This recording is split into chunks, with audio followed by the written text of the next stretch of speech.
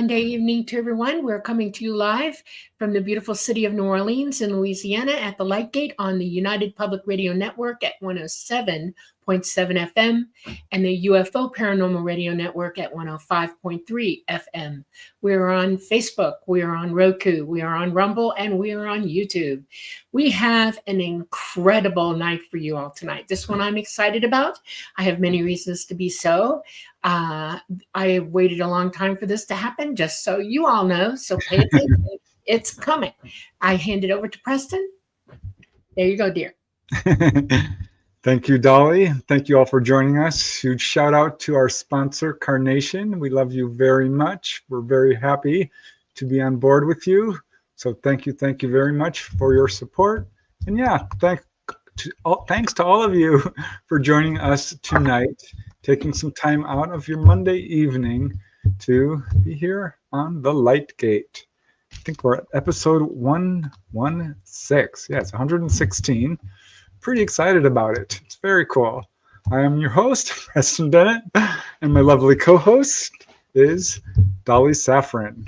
So yeah, what a joy to be here with you guys tonight. Very excited about our guest. We'll bring them on in just a moment.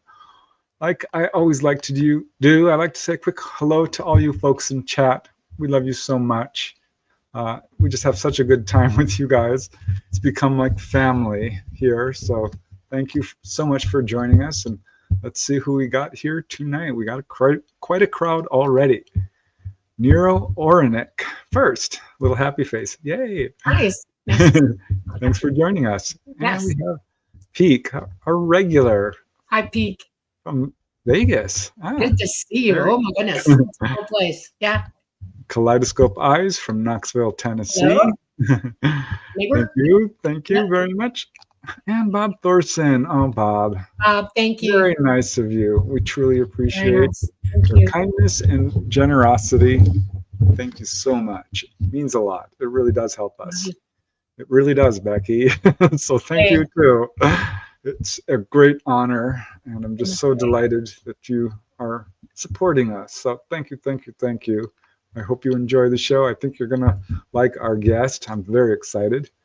Who else do we have here? DD, you are the best. Aw, thank you for helping all of us in need balance our dual realities. Hashtag, I'm not crazy after all. Not at all. Not in the least. No. The crazy ones are the ones who are still denying this and saying there's nothing to it. Gaslighting witnesses. Oh, I hate that most of all. I can't stand for it. I won't. We have the Owl Man, 77. Hey, Happy Monday. Hello. And we have Teresa Levine. Hi, Teresa. And we have Jay Kirshenman. Hi, Jay. Patsy Foister. Thanks for helping us advertise. I saw that, Patsy. Thank you very much. Thank you. Yeah. Very, very cool. You guys are awesome. We just are so grateful. Hello, Olivia from sunny Riverside. I bet it's nice and warm there. I remember Riverside in California. Oh my goodness. Yeah. Rocco Macri from the Sherwood Forest in California. Nice. Oh, nice. Cool. Thank you for coming. And Louise, our regular from New Jersey. Hello, Louise. Yes, we do. We love you very much. We have Janie Mashburn. Awesome. It's very cool. Oh, namaste. I know. Thank you, sweetheart. Thank you. Thank you very much. Much love to you. Great blessings. All good things. Always awesome to see you here. So thank you. And we have Sonny Burnett also donating. You guys are up tonight. Thank you. It really helps. You guys are just so amazing. So thank you very much, Sonny. Very cool. Sweetly Morbid Bear is back. Yay! I love that moniker. That one you can't forget. We have Jay Kirshenman. We have Dave Smith, Preston Rocks. Oh, thank you very much. Yes, he does. Because of you, Dave. Flea Market Gold. We have Energy Shifter, Shifting Energy. Awesome. Nice. And Philip Emery. Hi to Dolly and Preston. Hope you are both all good and well. Yes. Yes, we Yep. are. I was berry picking right before the show and got a whole Yes. bowl of fresh blackberry. We have 2 more to come, and I saved the chicken last week, so we're good. Yeah. Fresh blueberries. Yep. Mm-hmm. Dolly made a pie, and I ate it this morning. Yummy. Not Fresh the whole blueberry thing. pie. No.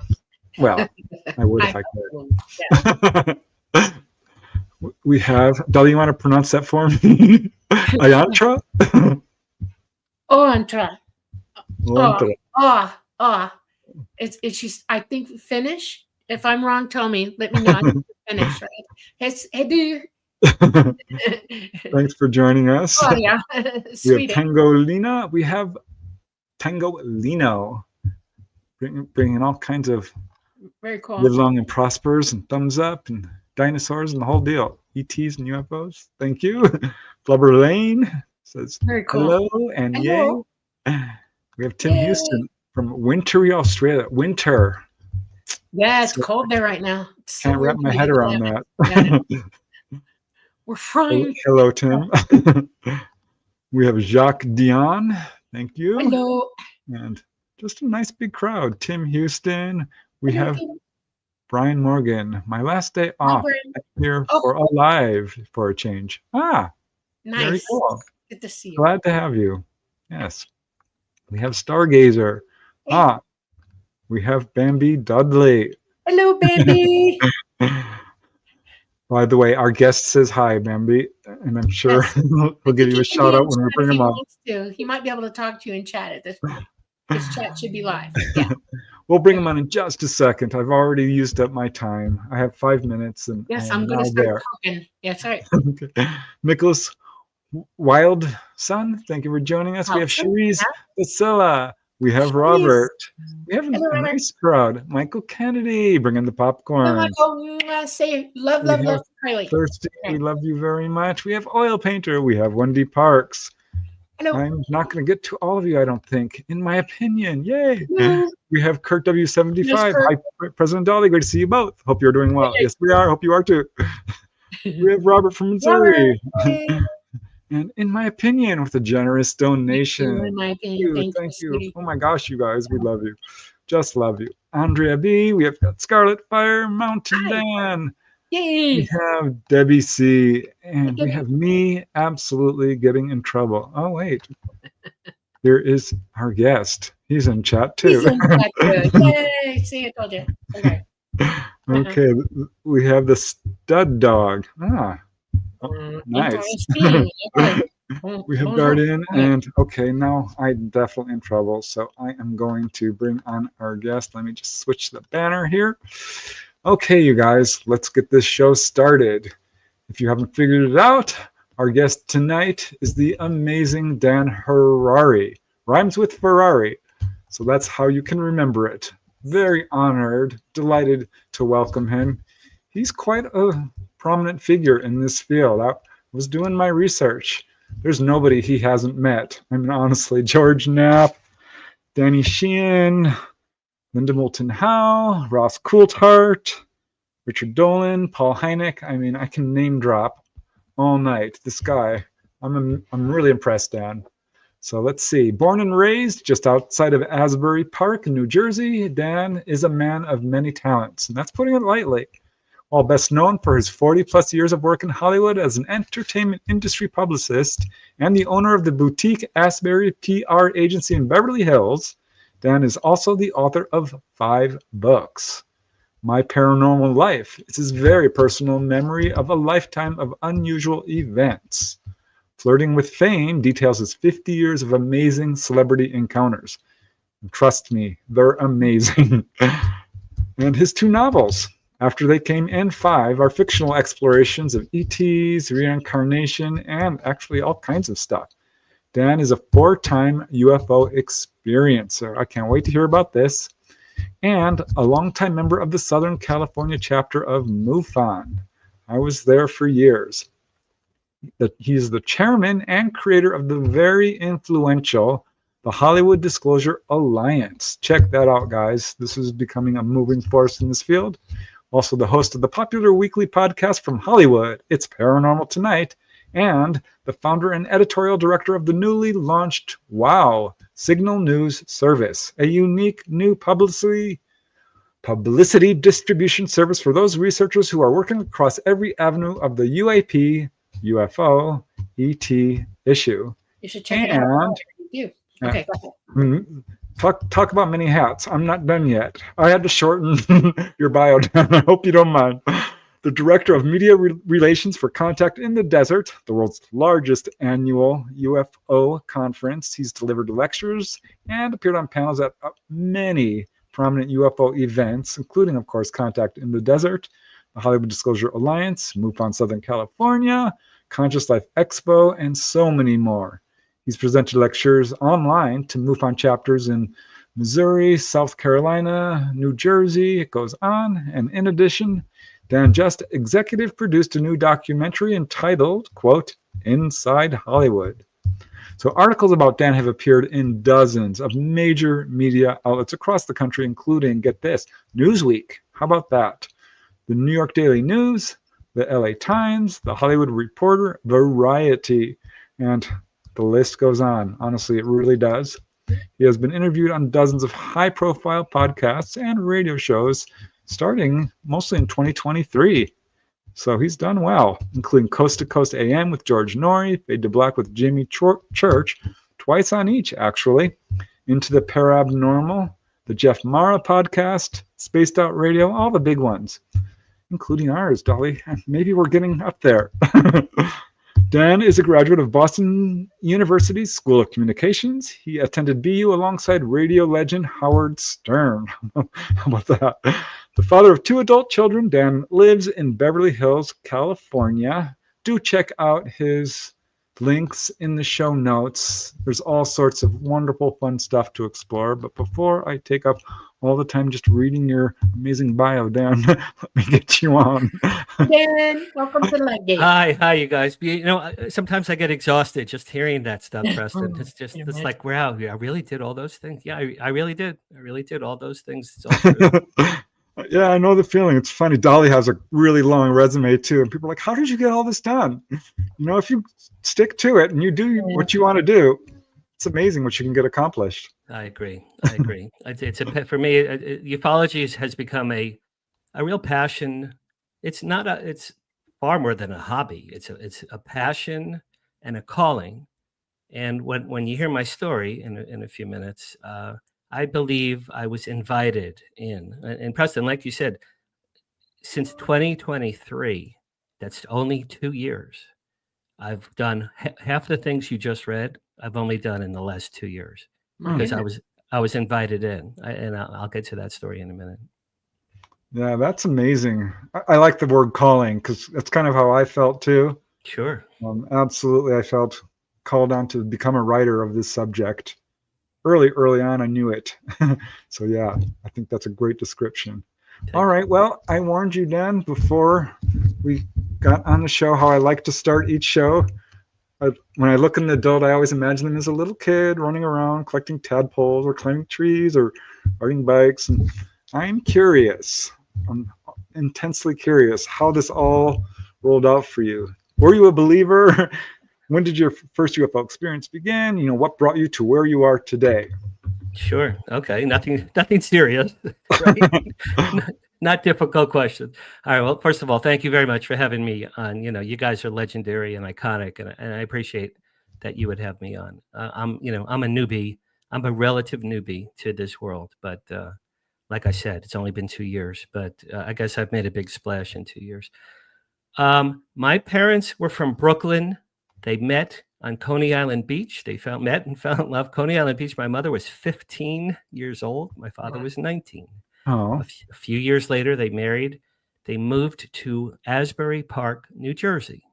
Okay, so that's the Jersey Shore, and it's come back recently, but it was a love in the 50s and 60s. It was a lovely, wonderful place. It was like mini Atlantic City. It was a lovely, beautiful place. My father worked at Fort Monmouth Army Base from 1951 to 1996. Fort My Monmouth was in Belmar, New Jersey, which is 1 or 2 towns south of Asbury Park. goodness. A lot of what I'm going to talk about, Preston and Dolly, a lot of what I'm going to talk about tonight has to do with my father, because my father's the key to my whole entree and calling in this field. It all revolves around my dad. And we'll get to that in a minute. So my dad worked there for many, many years. I was the oldest of 3 sons. People today know Asbury Park, New Jersey. Why? It's where Bruce Springsteen started from. Bruce Right. Springsteen was discovered in Asbury Park, New Jersey. And a side story, and this is in my first book, Flirting with Fame. This is my Hollywood book. When I was 15 to 18, I worked at a Asbury Park rock concert hall. I used to ride my bike there. I didn't even drive.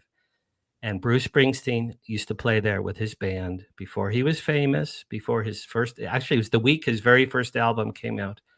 So my best friend, Steve, and I, we were the stage crew there, and we worked with Bruce Springsteen. In 1973, tickets were $3.50, $3.50, and he only drew about 200 people.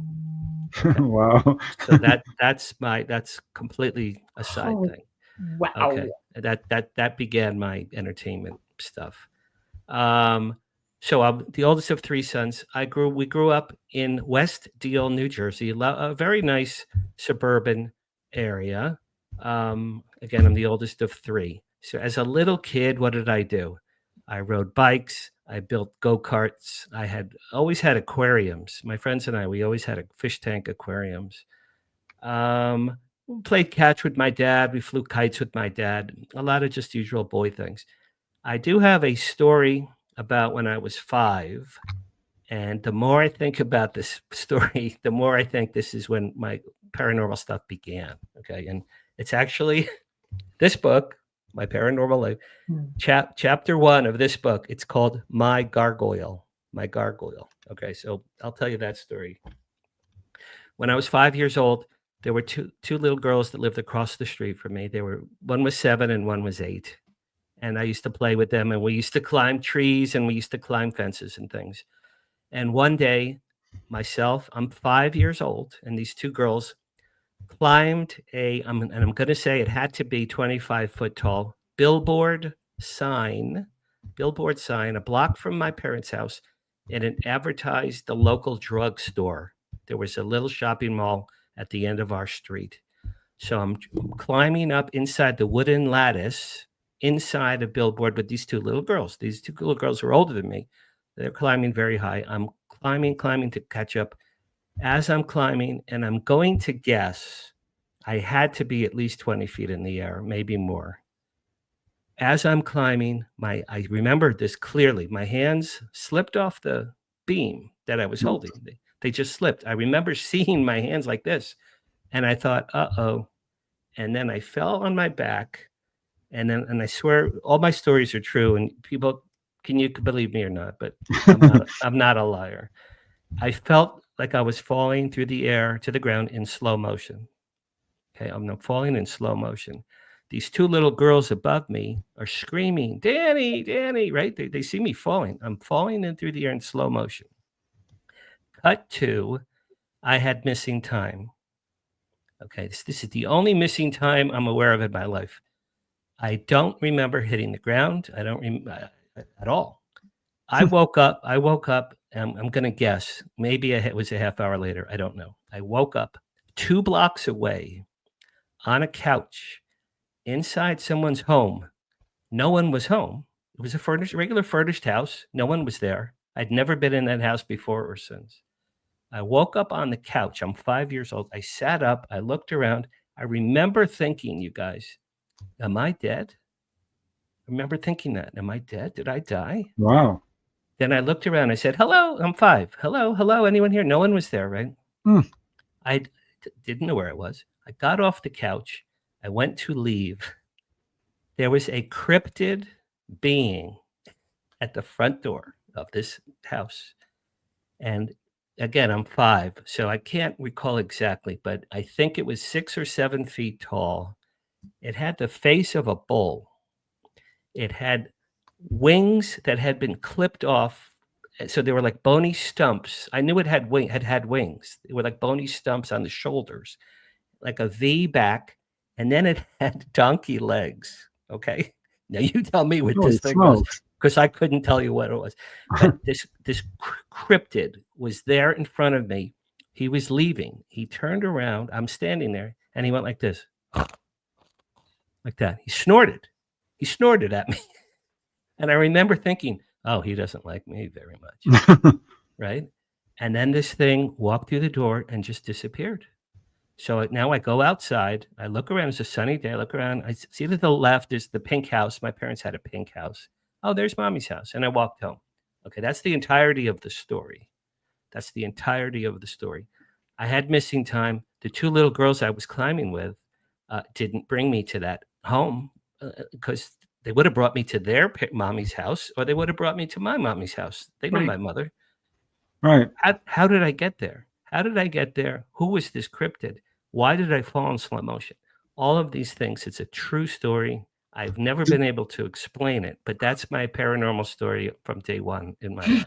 Did you ever talk to them and ask them what they saw? Believe it or not, I tracked them down a few months ago. Wow. And they don't even remember me. Now, we haven't seen each other since 1962. They emailed me. One of the sisters. She said, your name sounds familiar. I know your mother. I know you contacted our mother. We're sorry we don't remember you. So they were of no Preston. They're of no value. But could imagine if they had said, yeah, it was something weird. That would have been the home run. I'm dying to know, what color was the skin of this cryptid? In my memory, I say off-white, like white chocolate color, like an ashen, whitish tan. But it was some kind of animal, because I remember it snorted at me, right? It snorted. It didn't talk to me.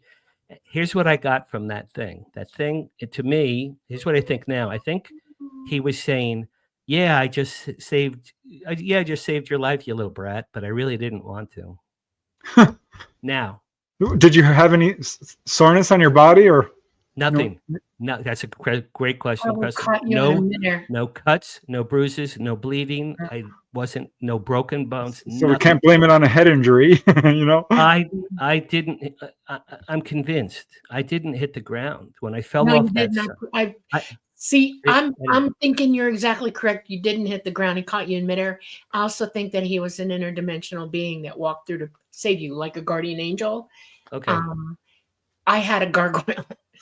You did? It didn't save me though. It landed. It was in a tree. I saw it in the middle of the night, coming home from the base. Wow, okay, that's great. And it was raining. And I thought, what is that? What is that? It's the only light on the way home, out in the country where I lived. And I'm thinking, my God, what is it? It's got to be the biggest buzzard I ever saw in my life. And then it jumped onto my windshield, and it had its hands were clawed, and it.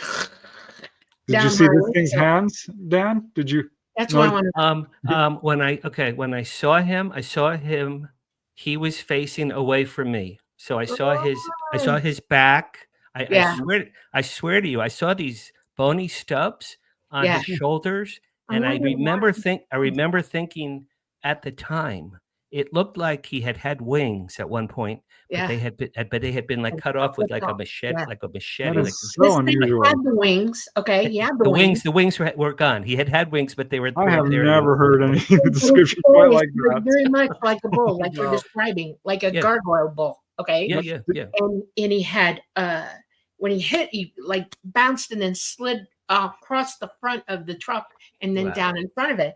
I'm in the military, okay? I ran him over, but I had a high up truck, so I don't think I killed him. And I went home faster than I've ever gone in my truck in the rain ever, and dropped my BDUs and put on something else. I think jeans and a t-shirt. Got my shotgun, loaded it, and sat on the front porch waiting for it because I thought it's after me. Fun Talk says it sounds like a minotaur. I know it does. It does. Yeah. Now my daughter thinks it was a watcher. We've seen some animalistic imagery of watchers. Yeah. Now here's what here's why I think it's a gargoyle. A gargoyle protects people, and I researched this recently. A specific areas of land. So in other words, let's say that gargoyle was protecting my neighborhood. Okay. And I'm falling. Well, and Dolly, I've never thought that he was interdimensional, but I believe you're correct, because he it's like Superman. Yeah. Remember Superman, the very first one with the mole man? Remember he catches the mole man. Yeah. This thing caught me. I'm telling you. I know he did. Did you tell your parents? I told my mother this story a few years ago. She goes, "You were dreaming. It was a dream, Danny. It was a dream." I told my mother. My mother loved gargoyles. We had gargoyle statues all over the place. I'm not joking around. I believe know you. what a gargoyle is when I see one. Okay. Well, there's a reason they're popular. They're all over churches throughout Europe. Oh, New York City. Look at New York buildings. New York buildings. They protect buildings, specific areas of land, and certain people. I think this thing was my protector. That's a great introduction to high strangeness. Wow. That's my high strangest story number one. Okay. Now we get to that even I didn't even remember that story until 40 years later. Wow. Okay. Now we get to ufology. Okay. When I was 13, this is in March 1970. I'm 13. One day my father picked me up from school. And we're driving home, suburban New Jersey. I'm 13. My dad drove me home from school. It was a sunny day. It was afternoon. As we're driving home, I remember talking to him about I wanted to go buy a new Jimi Hendrix album, which had just come out. Picture yeah, of your that's dad. me and my dad when I was obviously little. But that's my dad. My dad. Look at my dad. See with his pens and his pocket protectors. Yeah. My dad was an electronics engineer and a physicist. And he always had pens and pencils. So did mine. Pocket protector. Every picture of my dad is just like that. Exactly. Yeah. Okay. Wow. So I love that picture. That is so cute. That's how I remember the date, because I said, Dad, I want to buy Jimi Hendrix's new album, Band of Gypsies. Okay. That came out in March 70. That's how I know the date. As we're driving, you guys, a huge silver V craft is hovering above my father's car. Suddenly, out of nowhere, I saw it through the windshield. It's hovering. I go, Dad, there's a UFO. Dad, stop the car. Stop the car. Dad, there's a UFO. Stop the car. Preston, if you want to click the next image, it's an illustration. Yeah. This I found. This is not what I saw exactly, but it was something like this. I found this online. This huge silver V. So my dad and I get out of the car. He pulled over. We walk in front of the car. And you guys, I'm 13. This is 1970. I'm jumping up and down. I go, Dad, look, it's Star Trek. Dad, it's Star Trek. Star Trek was a new TV show at the time, right? My dad looked at it, you guys, like bored to tears, couldn't care less, no interest of any kind. He looked at it. He looked at his watch. He looked at his socks. He's looking at his car. My father had, if the three of us saw this thing, we would be dancing, crying, right? High-fiving, breaking piñatas. My father looked at this like bored to tears. That's the whole crux of the rest of my life, is that moment when my dad and I saw this craft. Okay, so we watched this up in the sky for about maybe 2 or 3 minutes. Then my dad looks at me, he goes, come on, kid, let's go home. He was bored. My father was bored. Okay, made no sense. We got in the car, we drove home. I run into the kitchen, rotary phone. I call the Asbury Park Press newspaper. I go, hi, my name is Danny. I'm 13. I just saw a UFO with my father in West Deal. The lady on the phone from the newspaper said, Sonny, I can't talk to you right now. We're getting hundreds of phone calls about this. I gotta go. I'm very sorry. I can't talk to you. And she hung up. I remember that clear as day. No article ever ran in that newspaper. Okay. Now, my dad and I never, ever discussed that event. I never told my mother or my brothers or my friends. I never told anyone about that. Okay. Wow. Life went on. Now, well, why did you not? Why did you not talk about it? People have asked me that countless times. At the time this happened, I just got my drum set for my bar mitzvah. I was in rock and roll bands. I was going to every rock concert in Asbury Park, and I was chasing after little girls. I was not thinking about aliens and UFOs when I was 13. It wasn't there. So Preston, to answer you, this is from A to Z. This is about 45 minutes of my life. Okay. Yeah. Now, I forgot that happened entirely for 47 years. See, that's significant because the people forget these things, and it's very curious to me because it's such an amazing experience. I know. I know. I agree. Okay. So that's A. If we're doing an alphabet, that's A. Now put that story over here on the side for now. Okay. We're going to circle back to that story. The next event in my life was 1996, 26 years later. Now I'm a divorced father of 2. I'm living in Los Angeles. My ex-wife and my kids had moved out to Lancaster, California. I was living in North Hollywood at the time. Lancaster, California is near Edwards Air Force Base. Okay. 1996, 1996, my son turned 8. He wanted a telescope for his birthday. I got him a telescope. He and I, on his birthday, were out in the backyard looking up at the sky with the telescope. You see Mars, you see Saturn, you see all the great moon, all the great things. Before we went back inside, you guys, suddenly a bright egg-shaped light in the far right corner of the sky just kind of showed up and appeared. And it was sort of off-white, yellow off-white color, egg-shaped, very, very bright, very high.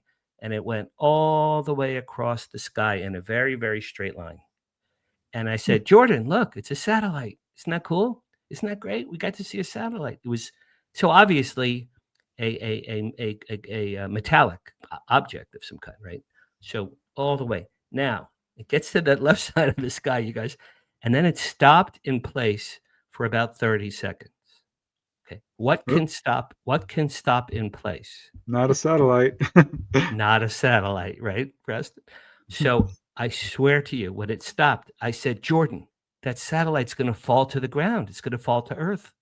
I really was concerned. I thought it was just going to plummet. And so after 30 seconds, what did it do? It reversed course, and then it went all the way back in a straight line from where it came from. And then it vanished. Now, not a comet. How big? Meteor. It was, Preston, it was so high up. It was so high up, I couldn't. I mean, if it's egg-shaped, so it's got to be bigger than a star or apparent size, right? It looked like a star that was moving, but it was very high up. It was very, very high. Okay. It was not a plane. It was not a helicopter. Now, what could it be? It could maybe a drone. Now, this is 1996. Okay, I don't know, but maybe a drone, right? An extraterrestrial craft, maybe. Or my friend Jimmy Church once told me, he goes, Dan, you were near Edwards. It was probably a military UFO. Right, exactly. That's what it was. I absolutely concur. I'm absolutely convinced that it was a military craft. It was a man-made military craft doing remarkable things. Yes, okay. That's right. That's my UFO number 2. Now, many years we jump ahead to 2007. 2007, one day I went to a bookstore to kill some time. And I'm just looking around a bookstore in LA, and I see paranormal books aisle. And in my life, you guys, I never heard of paranormal book. I didn't know that was a thing. I really didn't. I didn't know that was a thing. So there's Betty and Barney Hill. There's Richard Dolan. There's Stanton Friedman. There's the crop circles. There's Bigfoot, Nazca lines, the history of the pyramids, right? All this great. And you guys, I was like, I was a kid in a candy store. I'm like, I swear to you, I bought 15 books that day. I bought 15 books. Yeah. I took them all home. I read all these books. And I thought, where has this information been all my life? I didn't know any of these things. I didn't know the Nazca. I don't suppose you remember the bookstore. I searched out every bookstore in LA. It doesn't exist. It doesn't exist anymore. It was part of the West Side Pavilion out here, and then my gosh! And then Google bought the building, so no, it doesn't exist. So I bought all these books. While reading these books, I heard about, for the first time in my life, MUFON. MUFON. I didn't know what MUFON. I hadn't heard of it. Yep. I didn't know what it was. This is 2007. I joined SoCal MUFON. I've been going ever since. Now, here's where it gets cool. The very first SoCal MUFON meeting, we used to meet in a little church in North Hollywood that held maybe 75 people max. A I little remember church. I was there. You were there. Okay, so you know Steve Yeah. Morello. Steve Morello is still a friend of mine. Oh yeah, great guy. Great guy. The first MUFON meeting I ever went to, 07, Giorgio Tsoukalos. Now, this is 2 years before Ancient Aliens TV show. Giorgio is not famous at all, right? Giorgio does, you guys, 90 minutes ancient astronaut theory. The Nazca lines, the pyramids, crop circles, ancient petroglyphs, stone drawings of weird characters, UFOs and Renaissance art, Betty and Barney, Travis Walton, the Pascagoula. I mean, it's the greatest hits, right? I equate it like this. If you were going to go to your very first rock concert in your life and you see the Beatles, for me, my very first UFO thing ever, and I saw Giorgio Tsoukalos for 90 minutes. I sat there and I actually literally I had like tears. I had tears. Oh my gosh. And I was like, oh Wow. my God, my parents, my friends, my rabbi, my colleagues, my relatives, no one ever told me any of this information ever in my entire life. Zero. Wow. Okay.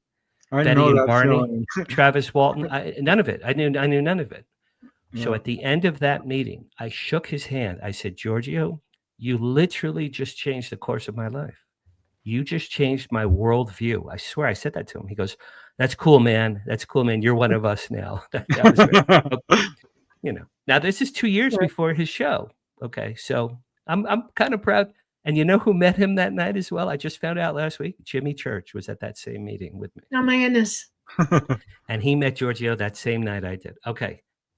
1 year later, 2008, this is a big one. So every month I was going to the SoCal MUFON meetings, and there were a lot of, Preston, I don't know, I don't recall seeing you. You probably spoke there. I don't remember seeing you there. I didn't go to all of them. A few times. In 2008, James Gilliland spoke. James owns the ESETI Ranch, as you guys know, in Washington State. So now this is like May 2008. I had a girlfriend at the time. Her name was Barbara. She was a TV writer. I took her against her will. I said, you got to go to this MUFON. You got to go to this UFO MUFON with me.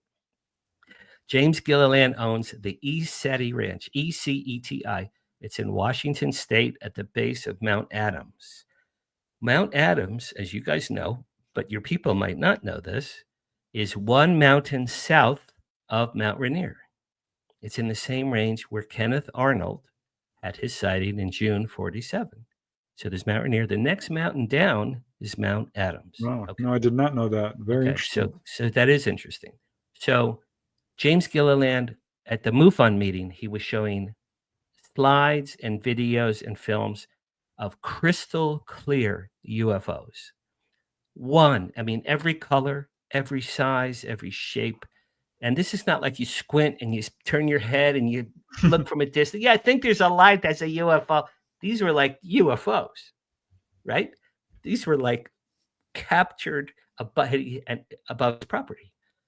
And he said, I'm having a 3-day open house, July 4, 2008. Come to my property, all you MUFON people, and we will look at the stars and we'll look at the skies and you will see UFOs. That's what he said. He said people from NASA, different world governments, different military people, scientists have been going there for years and years and years. It's a very well-known, very reliable UAP hotspot. Okay, so I made my girlfriend go with me. So this is 3 days, July 4th weekend, 2008. 3 days on the property. Now, I'm going to say he has 200 acres of nothing. It's just nothing. Weeds. It's like weeds. There's trees, there's weeds, there's Mount Adams, and then there's this little log cabin where James Gilliland is like a cleric. He has like long blonde hair. He wears like robes. He looks like Jesus Christ. I mean, he looks like a religious character. Very cool character. Huh. So for 3 days, he had a white tent. He built a white tent on his property. And about 200 people spent the 3 days, Friday, Saturday, Sunday. During the days under the tent, he had people like Nick Pope and William Henry and other people giving lectures about the pyramids and Nazca and crop circles and all those great things. I remember they talked about orbs. I'd never heard of orbs before. So each day, during the day, under the tent, there were presentations. Each night, they made a bonfire on the property, and then us 200 people sat or stood around the bonfire, and men and women had guitars and tambourines and things, and they were dancing and singing around the bonfire.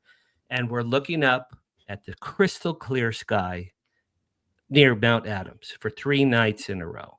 Okay, so Wow. Friday, there's lectures, film seminars, bonfire, looking up at the sky.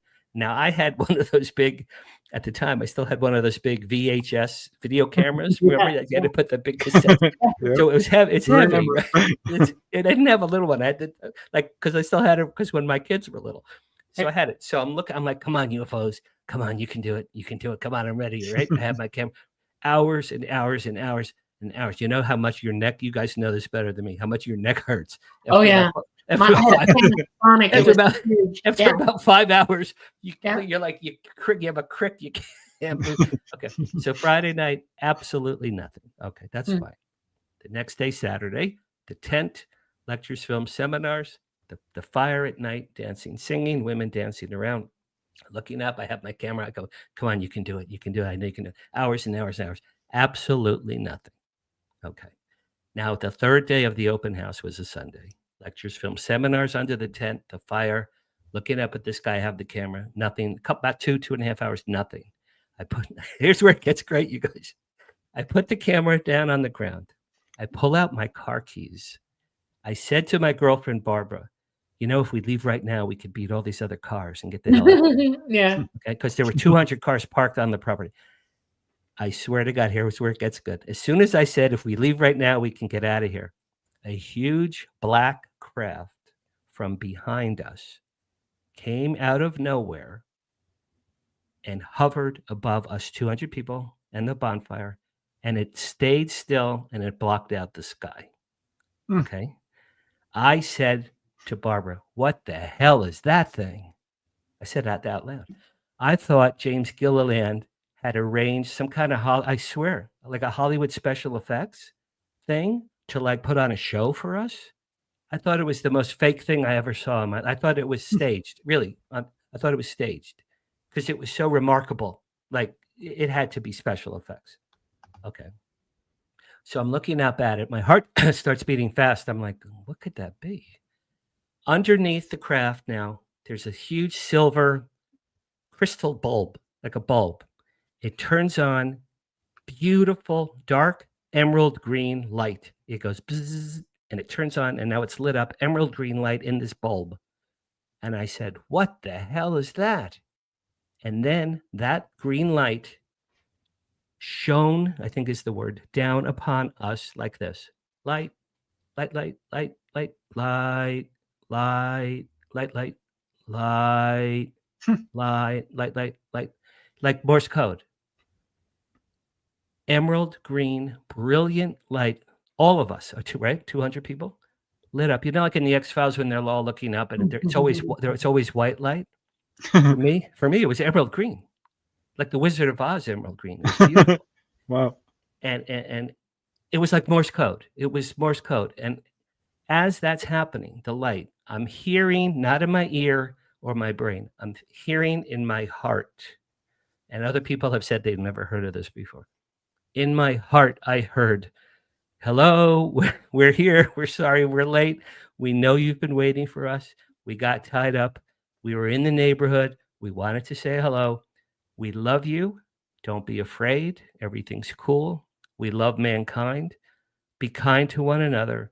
Be kind to planet Earth. We have to go. We'll see you another time. Okay. And then this light went back into this bulb. The bulb turned off. And then this black craft just slowly, can't do my hands, slowly moved away, slowly moved away, and then bang, zoom, and then it vanished over Mount Adams. Okay. Can I wait? I have questions. Go ahead. Okay. Now, and I know it's hard to estimate, but how big would you say? How high? What shape was it? I would say, I'd say 400 feet, no more than 400 feet above us, big enough to block out the sky. I don't know. It was black. I don't know the shape. I wish I could tell because it just blacked everything out. It looked like a special effects from a movie. I have a question. This is important. The ground that you were standing on, was it dark ground, black ground? What color was the ground? I would say light sandy color ground with Okay. with a lot of weeds. Okay. Was the black that you were seeing matte black or what they call Yes. black hole black? Matte I would say it was matte. Like, yes, it was matte black. Yes. Preston, if I had to guess, I would say it was an enormous. Maybe it was an enormous, either V or rectangle. I really don't know. But Did you it hear was any sound coming from it? zero. The only sound was when that light came on in the little thing. It went bzzz, went bzzz. And again, I thought someone was pulling our leg. I thought it was special effects until I started getting in my heart chakra. We love you. Be good to one another. We love mankind. Okay. Now, when this thing left, I'm crying. People were crying. Everyone's hugging and kissing. Can you believe that? No, I can't believe that. That just happened. Oh my God, that's unbelievable. But then James had to shut down. That was the end. So we all got in our cars and we left. That was it. And I don't even remember talking to my girlfriend about it, which is another thing. I don't know You why. didn't pick up the video camera, right? Right, Preston, exactly. I had it there for 3 days. I was schlepping it around for 3 days. And when this happened, I didn't even think to use it. Never picked it up. Didn't even Now, think when you got this message, I'm interested in this because, you're talking about it being in your heart center. This wasn't so much words, right? This was more of a knowing or a.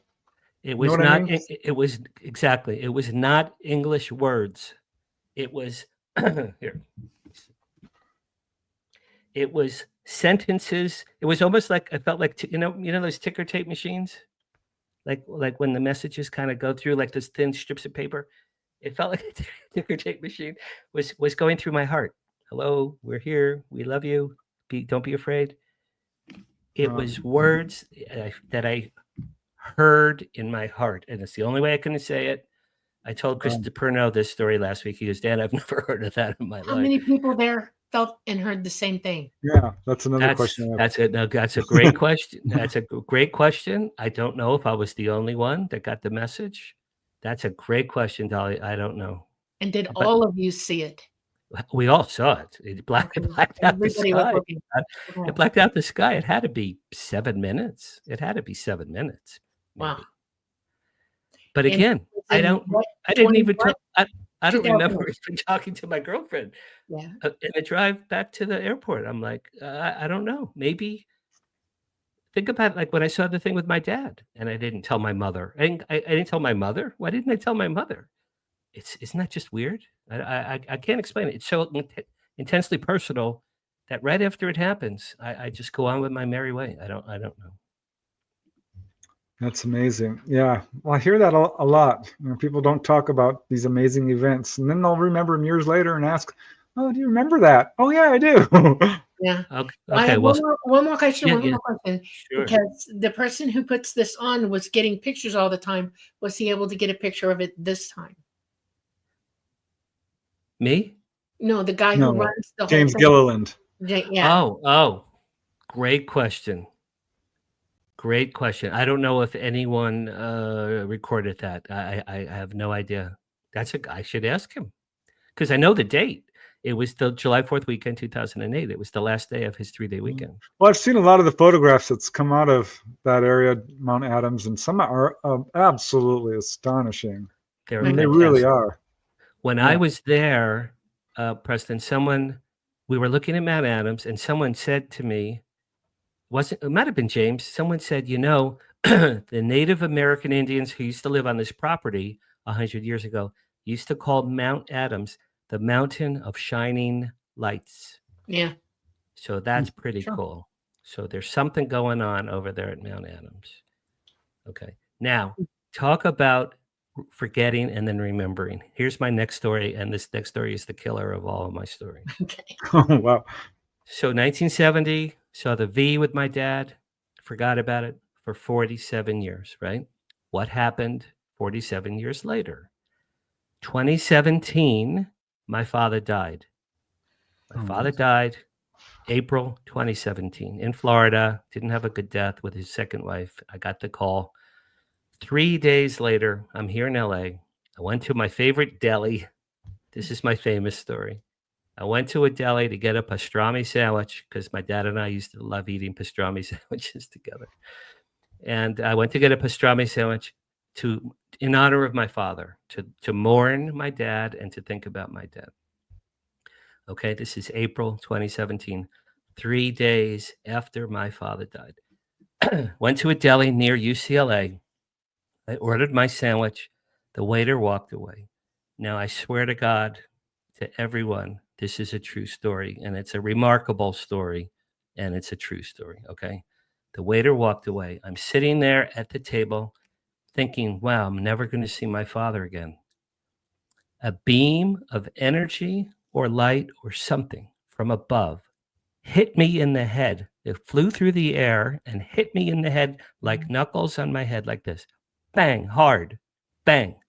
And through my eyes was projected in the air a 3D color hologram home movie with audio of the 1970 UFO sighting that I had with my father. I swear on my daughter. I swear on my daughter's life. This is a true story. Yeah. It played. It played in the air in a deli, and it's not a memory because my father's car, me and my dad are in the front, and then the V is above my father's car in this home movie. It looked like God had been like Cecil B. DeMille with a camera, and he was a few feet away from my father's car. It looked like God had captured this moment. It might have been the Akashic Records. If the Akashic Records is a real thing, I saw one of mine because I watched it. I watched it in the air. Perfectly sharp rectangle. It looked like a little high-def TV, like this. And it played for, I'm going to say, 20, 25 seconds. Now, I'm watching it. My heart's racing. I'm shaking. I'm going, oh, my God, I remember that. I remember that. In this video, guys, it had audio. So I go, Dad, it's Star Trek. I'm hearing me. I'm watching me. Dad, it's Star Trek. And my dad, this time, you guys, he looked down at me, winked. My dad winked at me, and then he said, come on, kid, let's go home. Okay, so now this high-def home movie pixelates like dust, like fairy dust, and just vanishes. I'm shaking. I'm like, oh, my God. Now, here's the next part of this story. I'm clairaudient. A few times in my life, I've gotten messages, crystal clear messages. After this little movie, I heard in my right ear, get a pen, get a pen, get a pen. You need a pen, get a pen, get a pen, you need a pen. I asked the waiter for a pen, put it in my right hand. There was a paper placemat on the table at the deli. My hand did automatic writing. Only time in my life. My hand write a book about benevolent aliens. Lead character's father knew about UFOs. Yeah, you're going to make me cry. Capital A, capital T, capital C, ATC. My hand stopped moving. I had this paper. I'm shaking. And I'm thinking, what the hell is happening? I just want my pastrami sandwich. I'm starving. Yeah. Okay? I'm like, what is this? Write a book about benevolent aliens. I go, well, I guess I have to write a book. Lead character's father. I'm getting the chills, and I've told this story 500 times. Lead character's father knew about UFOs. My father just died. ATC. I look, and after a few minutes, I came up with my book. This book was given to me after they came. It was given to me. It was like a digital download from above. This was given to me. Now, I think it was my father from heaven. Yes. Who gave me this movie and the book, and I'll tell you why. My father worked for the Army for 45 years. There's a lot that I discovered after he died that nobody knew. But what I think was my dad, his whole life, he could never tell, and my mother, and he never told anyone what he did for a living. After he died, I think my father said, Danny, remember the UFO we saw in 1970? I couldn't tell you about it then, but I'm dead now. I'm on the other side. Hmm. I needed you to know I was involved with that UFO. I was involved in some way. So that event gave me the book. And then I wrote the book from 2017 to 2018. And then once the book came out in 2023, everything else in my life changed dramatically. Amazing. I mean, Boy, oh boy, I've been waiting to talk to you a long time. I'm not joking. That's very My well. Now, father was now let me military. tell you. Now let me tell you more stuff about my father. Okay, so Right. so I went home. I ate my pastrami sandwich. I went home. It took me exactly a year to write the book. I called my mother after the Delhi event. I called my mother. Now my mother's going to be 91 in October. God bless her. My mother's still Aw. alive. I called my mother. This is 2017 after he died. I said, Mom, did Dad ever talk about UFOs? Now, Preston, my mother told me a story. This is in 2017. I had never heard before in my life. Okay. My mother said the following. In the early 1960s, they took your father deep into the vault at Fort Monmouth Army Base. Hmm. They showed your father something above top secret. Your father came home that night. He was very upset. He was pale and shaking and very, very nervous. My mother said to my father, that's where my dad worked, Camp Evans. My mother said to my father, honey, what's wrong? My father said, I saw something today in the vaults at Fort Monmouth. It's above top secret. I can never tell you or anyone about it as long as I live. Okay. My mother said my father was never the same after that day. Okay. That's one thing that happened. Here's the next thing that happened. I found this in one of my scrapbooks after my father died. I didn't know I had it. This is a profile of my father from 1985 from his workplace. I didn't know I had it till after he died. My father invented drones for the Army. Hmm. My father invented drones, specifically laser Yeah. drones that used lasers. It's in here. It's actually, my father won 1 million awards, commendations, and medals. I never knew any of this. Nobody knew anything. My father never told a soul what he did for a living. Never told anyone. There it is. There it is. Okay, so that's number 2. Number 3, in the back of Richard Dolan's book, UFOs in the National Security State, he has a list of major UFO sightings above American military bases. In 1951 and 1952, there were famous UFO sightings above Fort Monmouth, New Jersey. My dad started there in 51. My dad was in the radar division at Camp Evans, Preston, like you just said, that Camp Evans was the radar branch. My dad had to have known UFOs were seen above Fort Monmouth, even if he hadn't seen it with his own eyes. He saw him. He saw him. Well, I I don't know guarantee you that did. I don't know that he was outdoors, but he had to have heard about it Yeah. or witnessed it or seen it on radar. He had to, because that was what he did for a living. Okay, what's the next thing? The next thing is I just read this book recently. Fort Monmouth. Yep. The Very U.S. nice. Army's House of Magic. Okay, this is where my dad worked. Where my dad worked, ready? They invented radar, walkie-talkies, FM radio, night vision, air-to-ground radio, Right. drones, weather and television satellites, and many, many, many other major technological advances happened, not just at Fort Monmouth, but at Evans, where my dad worked, the branch where my dad worked. They invented stuff for the Army that then became ubiquitous, like like FM radio, for example. How about that? Also FM Doppler radio. radar. Okay, It's so also that's this Doppler. one. Yeah. Well, according to Colonel, the guy from Roswell, the day after Roswell, Oh yeah, Philip Corso. Philip Corso, didn't night vision come from directly Yes. reverse engineered ET tech? So Okay, yeah. perhaps there's We're connecting going. dots here. We're paddling in the same direction, Preston. Absolutely. Okay, now there's two more remarkable things I have to tell you. In 2023, Stephen Greer gave a press conference in Washington.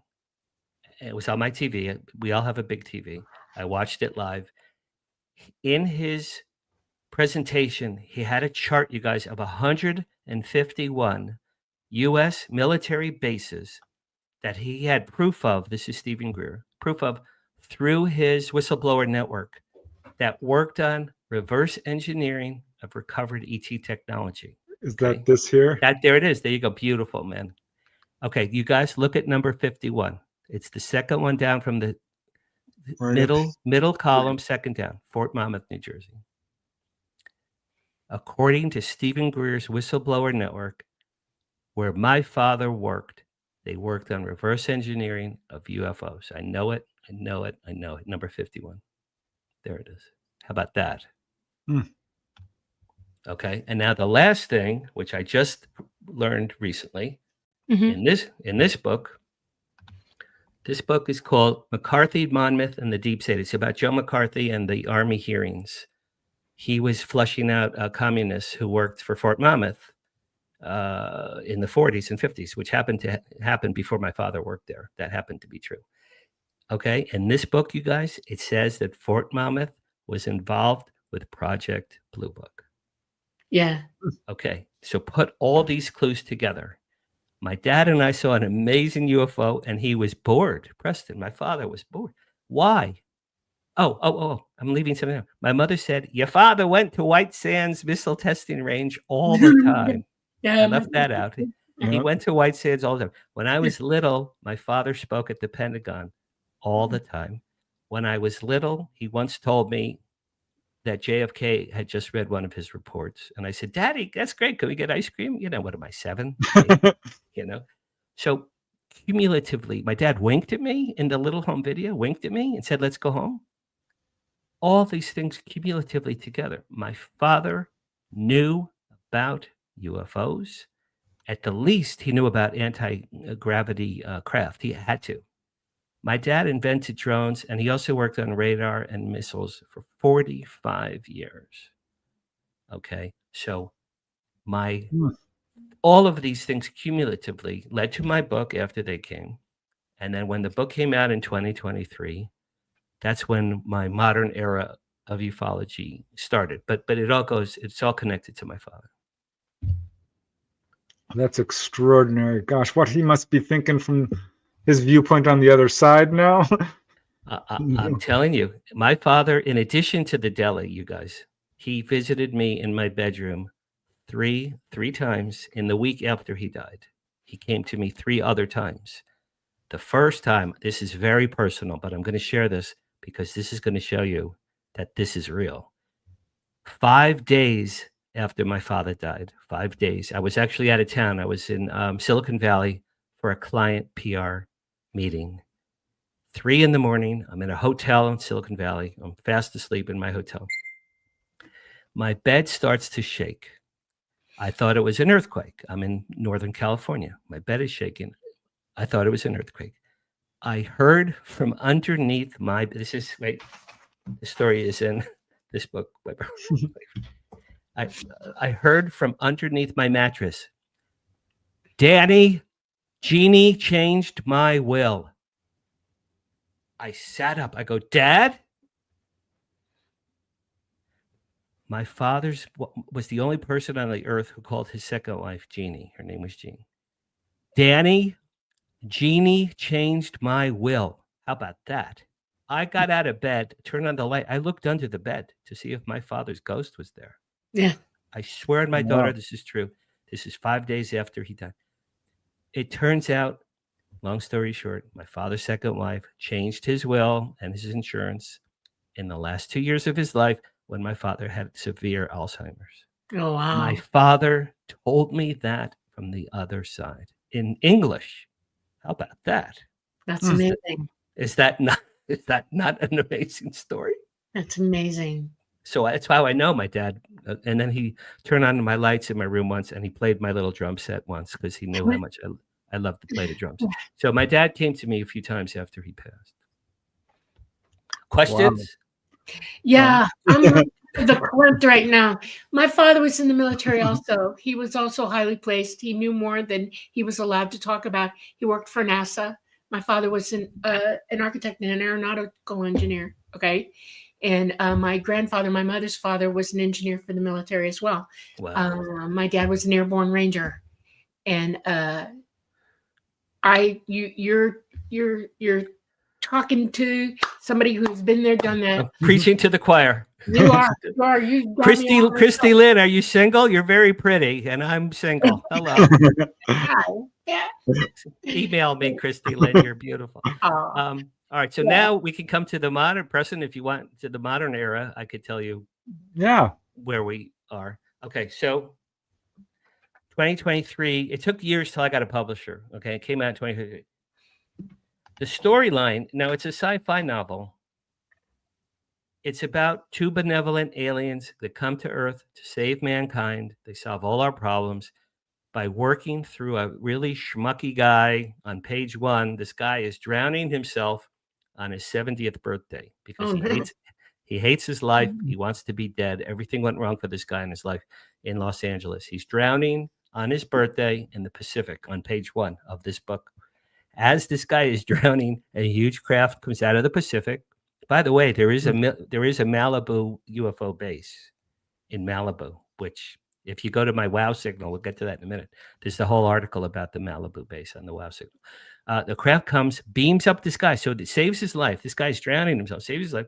This craft goes across Los Angeles to Dodger Stadium. And then these two beautiful 7-foot-tall Pleiadians, male and female, gorgeous, blonde, 7 feet tall. And they beam down this guy who was drowning. And they say, people of Earth, we're here. We love you. Don't be afraid. And all the military and the media and fire trucks and ambulances and sirens, because they slowly went over LA to get to Dodger Stadium. So they're all there. They say, people of Earth, don't be afraid. We're here to help you. We love mankind. We're going to solve all your problems. Bring your problems to this guy. Now, this guy just was drowning himself. He's naked. He's laying on second base like, what the hell is happening to me? Bring them to him. We have a relationship with this guy. The aliens get on the ship. They leave. Now, this naked 70-year-old guy on his birthday, he is the attention of the world, of the entire world. Everyone is like, who are you? What the hell? How do you know these? He goes, I have no idea. I have no clue. I don't have the slightest idea what just happened. And I don't want to give more away because I want people. Oh, by the way, it just came out an audio book. please buy my book. Help a starving Beverly Hills publicist. It's on Amazon. It's print and it's ebook, print, and just came out on audio. It took me 1.5 years to record. Yeah, audio is getting more and more popular, so I'm glad to hear that. So, okay, so the book came out in 2023. Now, I was promoting it at various UFO conferences. One of them was UFO Con in San Francisco, Lori Fenton. I'm sure you guys know Lori. I know who it is. Yeah, we love her. So when I'm there, Stephen Bassett, I'm sure your people know who Stephen Bassett is. Stephen Bassett gave a 90-minute talk. This is in March 2023. He gave a talk about disclosure. Now, I didn't know the term disclosure in regard to our field. I didn't know what that was at all. Stephen spoke for 90 minutes about disclosure and its ramifications and how important. And I'm like, wow, this is incredible. So after that lecture, I gave Stephen a copy of my book. I said, Steve, my name is Dan. I want to give you a copy of my book. I really enjoyed your lecture. He goes, Dan, what do you do? I go, I'm a Hollywood publicist. He goes, you're a Hollywood publicist? I need a Hollywood publicist. He takes out his business card.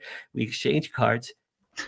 And I said, he goes, we have to meet. We have to meet. He lives in Washington, D.C. Probably most people know Steve Bassett is Washington, D.C. He's been on our show twice. Okay. So he's in Washington. I'm in L.A. I said, do you ever get out to LA? He goes, quite often. Okay, that was March 2023. End of May 2023, Steve Bassett comes to LA. He calls me up. We have a 3-hour lunch in Hollywood. He tells me his life story. I tell him my life story. And at the end of this, and this is true, at the end of this, Steven says to me, Dan, I'm a disclosure guy. You're a Hollywood guy. What can we do together? And I looked up, you guys went like this. And then I said, we're going to create the Hollywood Disclosure Alliance. That's how this was born. It was born from a 3-hour lunch in Hollywood. Steven goes, that's it. That's right. So we shook hands.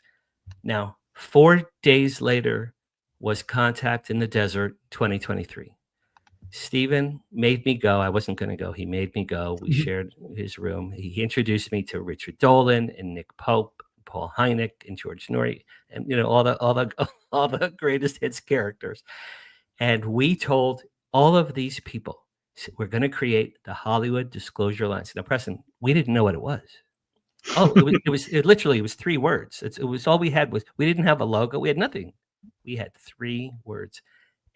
Starting with George Noory to Nick Pope to Paul Hynek to Richard Dolan, every single person we spoke to, oh, I want to be part of that.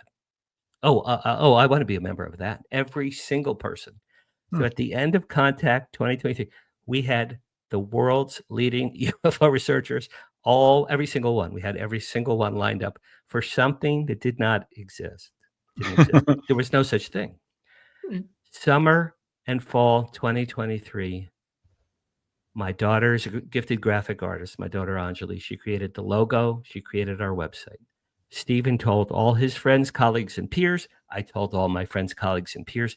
And we started to populate. The website is HollywoodDisclosureAlliance.org. There we go. That's one of our events. HollywoodDisclosureAlliance.org. Everyone who's watching this right now, all you guys, go there. If you'd like to join, there's a join button. You can read who we are and what we do. We created this for the following reason. It's a networking group that has networked 2 historically disparate groups. One group is UAP-ET experiencers, researchers, experiencers, and disclosure advocates like Steve Bassett and Danny Sheehan, for example.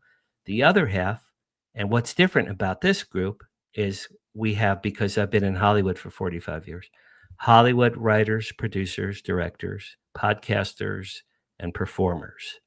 So I call it chocolate and peanut butter. It's two flavors that go well together. And we put all these people together over the course of 2023. We launched in November 2023. We've done live events every few months in LA. We don't have much money. We're a nonprofit 501c3. We work off of donations. Every few months we have a live event here in LA. But we do have, you guys, we have a 24/7 live Slack channel. It's a chat room, live chat room. And this was our first event, that picture. We did the making of Project Blue Book, the TV series. That was our first event. The gentleman in this picture, I'm at the mic. The gentleman in this picture in the white shirt is Paul Hynek. Yeah. And There's people. George Knapp. No. It looks like George Knapp. No, that's Joel Hynek. That's Paul's older brother, Joel Hynek. Oh. Okay. They spoke about their dad, Dr. J. Allen Hynek, and how the Project Blue Book TV show came about. These other gentlemen were the writers and producers of that show. So since November, that's a panel. That's an HDA panel that I hosted. That was a Contact in the Desert last year. Cool. Let's see. I'm the host there. We have Steve Bassett, Katie Page, Dave Foley, who everyone loves, Paul Hynek, Michael Mazzola is a filmmaker. And on the far left, did you guys know Earl Grey Anderson? Yes. We sure did. He was on the show. Yep. We love him. We love Rest him in too. peace. Yeah. Rest in peace. That's my late dear friend Earl. On the far left of this photo, he died a year after this photo was taken. I cried for days, you guys. I cried for days. And I only knew him for 2 years, but my daughter and I, we both cried for days. He was a lovely, lovely man. He was. So that's the Hollywood Disclosure Alliance. Along with that some other things happened. I met Ron Janix. He hired me to be the publicist for Contact in the Desert. This year and last year, I've been the director of media for Contact in the Desert. I met Margie Kay. You guys probably know Margie Kay. Yeah, sure. Yeah. She gave me a podcast called From Hollywood. It's Paranormal Tonight.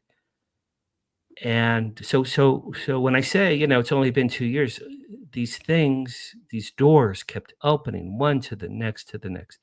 My newest venture, I launched in March, 4 months ago this week. 4 months ago, I launched the wowsignal.news. The wowsignal.news. Preston, there might be a wow signal graphic. Well, yeah, I think there is.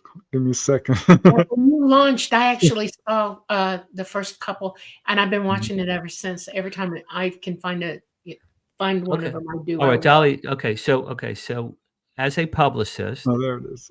yeah, you can pull up the logo. It's pretty cool. My daughter did Yeah, it. give me a second. I have to get my way to it. My news feeds popped it in on me. I didn't go looking for it. It found me. Well, Dolly, you can subscribe. We just added a subscribe button. It's free. So the wowsignal.news for all you lovely people that are watching. There it is. My daughter. Isn't that cool, you guys? My daughter did that logo. Yes. Beautiful. As a publicist, I was thinking when I met Steve Bassett 2 years ago, I said, Steve, where do people go for news, for global news for ufology? Where do they go? He goes, no, I don't know. There was no central news resource. So I, as a publicist, thought I have to create one. That's part of my mandate here on Earth, apparently, because I had a pastrami sandwich at the deli that time.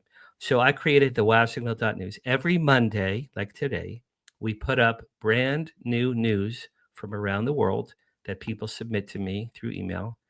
And then every Thursday, we cull that same news into a newsletter, and we send the newsletter around the world. We have 700,000 names on our email list. And we have news from everyone you could pretty much think of. It's been a blessing for me. I'm the publisher editor. I get to write columns. I get to edit people's stories. I get to we have UAP photo of the week. This week, our photo came from the Skinwalker Ranch TV show. It was really fantastic. But Dolly and Preston, if you go to the wowsignal.news, we just added a subscribe button. All you got to do is click subscribe, fill it out. You will be on the mailing list. It's free. Cool. So between Hollywood Disclosure Lines, after they came, my book, and the wowsignal.news and Contact in the Desert and my podcast, I've been pretty busy the last couple of years. I can say, I'm going to bring this up because you included this in your list of pictures you sent me. What is this? Okay, so I left this part out. After my father died, I remembered a story he had told me when I was about 10. One day, my dad came home from work. I was about 10. He goes, Danny, I invented drones, right? And I go, Dad, I have no idea what you're talking about. He said, I invented a drone that looks like a flying garbage can that is flying over North Vietnam. Now, this is probably the year 1968, okay? Yeah. When he told me this, he goes, it's flying over North Vietnam. It looks like a flying garbage can. It takes rolls of film and of the ground, obviously, of troops and materials, cannons and weapons and things on the ground. And then when the rolls of film are exposed, they are ejected through this little garbage can. And they have I remember this clearly. They have little parachutes, rolls of film. This is pre-digital. They have parachutes, and as they parachute down to the ground, they have homing beacons. Beep, beep, beep, beep, beep. So our troops on the ground know where to get these rolls of film. My father, Earl Grey Anderson said this to me, Preston, last year. Earl said, Dan, I think that's your father's flying garbage. Does that not look like a flying garbage can? Yes, it does. I believe that is my father's drone. That's amazing to me. That's truly incredible. This is so obviously meant to be the path for you. And it's crazy because I never would have, honest to God, if I didn't get that pastrami sandwich that day and have that little vision of that movie, I would not remotely be doing what I'm doing. Not even close. It wouldn't be. That's when I say I feel I was invited. I think my father. I think my Yes, father invited absolutely. me in to your, and you guys are iconic, so I admire that And you're the even ETs that you're too, even and talking to me. the You know, spirit but guides. The whole thing. It was There's a But lot I- of guidance. probably. it was you know, like it was only Yeah. 2, so 2 years ago I was 67. I mean, talk about a late bloomer. Yeah, You it's know, okay. some As long as you I bloom, think that's okay. I think it was Yeah. either Richard Dolan or Ron Janik. Someone said, Dan, you know, you came out of absolutely nowhere and you just injected yourself into this field. And I said, yeah, apparently. I said, but I was invited in. I just was invited in. And once I was in, I said, what can I do with whatever gifts or talents I have? What can I do to help move disclosure forward? So that's why I'm here. Wow. Okay, I well, let's love pop this. up some. Do you Absolutely. have questions, Dolly? Because I'm Oh, I gonna love pop Mish wrote, new way to take out the garbage. That's that's the greatest thing I ever saw. All right, I'm gonna pop up this question, which you've clearly answered. Does Dan have any books? Yes, he does. Yes, he does. My Paranormal Life, That's right. which is what we Those are true stories of my life. That's not nonfiction. and And five is a short story about a serial killer who gets reincarnated over and over again every 100 years. That's just a little dark thing I wait, wrote. we already looked at that one. There's Okay. that's my panel. Wait, It's I had a There's couple of others lined up. Where are they? after they came, Okay, hold on a second. and then flirting with. Oh, there you go. Well, that's nice. That's For a some good reason, graphic, by the way. Go not back. pulling- Yeah. I'll find them. They're not pulling up for some reason. This is my Hollywood book, Flirting with Fame. This is my history of my career, starting with Bruce Springsteen, and I went to college with Howard Stern. I worked with Brooke Shields, and then in Hollywood, I knew Jerry Seinfeld before he was famous. I worked with Stallone and Tom Hanks and Kirk Douglas and Ann Margaret and Schwarzenegger and Spielberg. I mean, I've had something of a charmed life in Hollywood. So that's this one, Flirting with Fame. That's amazing.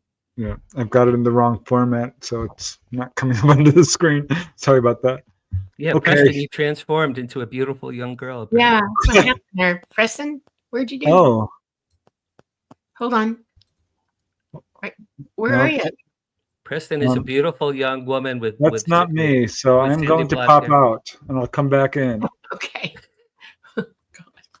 All right. Well, I do have a couple of questions for you because Sure, please. one of the things that I lived was that I was lucky because I was very conscious of everything that was going on, and I was a contactee from practically birth. Okay, and but I knew that my father couldn't talk about anything at all. We had rules about what could go on in the house and what couldn't, and he had an office that was totally locked off from us that we couldn't go out. Well, I'm gifted, and I got in very young. I got in, Okay. and I would go and read things and look at things, and then just let myself back out and lock the door. Well, he knew I had been in there. I don't know how he did, but he knew. And Probably the candy bar that you left on the floor. the candy jar. He liked Red Hots, and so did I. And Okay. I'm a Red Hot person. So he sat me down one day and he said, I work with things that can't be talked about. That's exactly what he said to me, straightforward. He said, if we were to talk about them, we would no longer be here, living here anymore. Our lives would change radically. Wow. He said, you would not like it. And being a military brat already, I understood when you orders given, you follow it. So I followed it to the letter, no discussing anything. The only time I had a really hard time with it was something happened about the time that it was not, let's say I was 7, so that I would be 1965. And my father had he didn't go berserk or start yelling or screaming or anything. He just sat down at the table after being gone for like 3 weeks and broke every glass object in our house. Every dish, every glass, every window. If it was glass, it got broken. And my mother said, take your brother, go to your room, shut the door. Well, I put us in my closet and we heard glass breaking for over an hour. And then we heard other people coming in. Wow. And then it got really quiet. My mom's best friend who lived around the block from where it's hard to explain. We lived on the edge of we were on a farm, but we were on the edge of a development. Okay. And she lived around the block from where I used to babysit, who the girl I babysat became my sister-in-law eventually. And she came and got us out of the closet, and I didn't see my father for a month after that. And then when we did see him, it was under armed guard. We saw him. And when he finally did come home, my mom explicitly said, we only talk about happy things in this house. Do not ask him anything ever again, never. Well, that was good, except that I'm an ET contactee, and I have things going on, and I'm starting to reach adulthood. And at 14, that's when I woke up. That's when I totally added everything all together, and actually my memories all popped back in all at one time, and boom, I was awake. And he finally had to admit to me, he took me to an astronaut's house, and it was Mitchell in Fort Worth. And he was going to hypnotize me because my dad was bloody worried that I was coming unglued from everything, because he knew I was a contactee. I found out then that my father was a contactee also. Wow. And that's how he talked to me about things. He still wouldn't talk to me about what the government was doing, but he started alluding to it when I became an adult. And I started hearing things from him. And at the end of his life, he finally came clean about a lot of stuff. And he said, my way of dealing with everything was to teach not to speak about it, and to direct everybody's conversations away, always, from anything. So if we were doing something and it went that way, and it's weird because he would play games with this. He took us to I took astronomy lessons when I was 8 years old. I started at the Miami Transit Planetarium, and I went there with him after I started taking lessons. He took the whole family, and we became Star Trek Federation of fans. Okay. You know, this is a man who can't talk about this stuff, but we're doing this. It's like, you're both kind of in the same boat here. Yeah. I did see, he used to play with me psychic games, blow the light out, if it's red, make it turn green and stuff like that, which I became very good at, or turn on the street lights. Okay. But he wouldn't talk about it with anybody. It was no. I couldn't discuss that I could do this to anyone, not even my own mother, who couldn't stand the idea of me, you know what I'm saying, being that way. It drove her crazy until I had that when I was 14, and I had that experience. And then the floodgates opened. And he said, and you used a word that absolutely floored me at the beginning of this. People say, well, you were chosen. No, I wasn't chosen. I was invited. Okay, I've always been invited. That's how I've always felt about this. This was an invitation to me because I could meet it and greet it. And I guess what I'm trying to say to you is, you realize that all of this, I mean, you're walking around it, but you really are invited for a very good reason. You're supposed to do this. This was planned for you. You knew about it somewhere in the universe before you got here. This was coming at you, and your dad probably did too, and he was just waiting for the right moment to get to you. My father came to me as well after he died, literally. Okay. I and believe you. yeah, oh, and it's amazing to me that, and then the other thing that got me about your story is this is about benevolent ETs. Absolutely 100%. I have never met a bad one. I've never seen anything that would make me fear them in any way, shape, or form. And I'm amazed. And I've been waiting to talk to somebody like you for so long, Preston will tell you. I've been looking for people who are like me, and you are. You're very much like me. You have different types of contact than I do. I wonder if your dad was also a contactee. Yeah. That's such a good point. Here's an idea I had recently, you guys, and tell me what you think. It was from one of the books I read. It said that historically, ETs on occasion will give a digital download to brilliant genius scientists. Yes. Okay. My dad was a genius. I mean, my dad was a genius. So was mine. Okay. So I think let's my daughter doesn't think this is true, but here's what I think. Remember the story? Okay. Me and my dad, we see the 1970s Silver V. I'm jumping up and down like a lunatic, right? Yeah. My father's looking at it with no expression whatsoever. Is it possible that, now to me, he looked bored and had no interest. Okay. What if they were giving my father a download? Jack, that drone that you're working on, well, if you do this with the anti-gravity and you do this with the with our ET technology that you have at Fort Mom, because the way my dad looked at it, you guys, it was such, I remember in the moment thinking, why isn't my dad? It was almost like my dad had been turned off, Yeah. My dad was that way as well. He wouldn't. So, I think your dad more than likely was on board. I guarantee so you. either he knew, I think he just knew what it was, had seen it 50 times at White Sands. Yeah. But what Yeah. if my dad was getting a download in that moment, and that's why he was like turned off, and then he woke up, and then he looked at me and said, "Let's go home." I remember once I saw the little movie in 2017, I remember thinking, what an odd reaction my father had. How odd. Any other person on the planet, we would have been either scared or enthralled. I was enthralled. My dad had no expression. My dad would do that because he didn't want us to react anymore. He was trying to direct us away from it.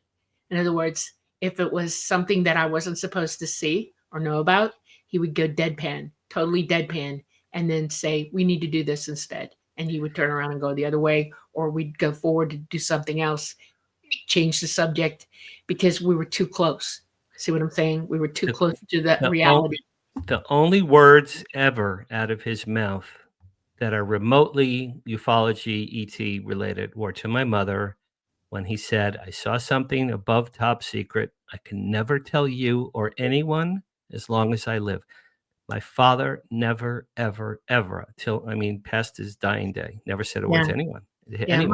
My dad didn't have that luxury with me because I'm psychic and I can read minds. Yeah, you were. Well, listen, Dolly, you were inquisitive. I would say, hey, Dad, what do you do? Like in high school, I remember this one. Hey, Dad, what do you do for a living? He goes, I helped America win the Cold War.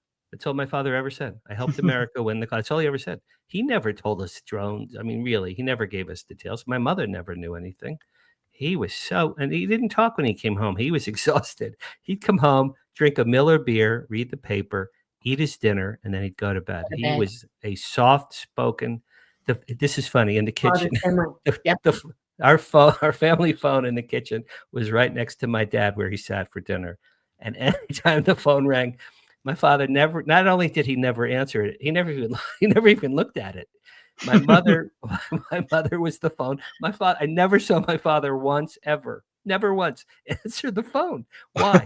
He was tired. He didn't want to talk to anybody. He didn't want to know. No, I know. We had computers when later in life when computers were, we all had them.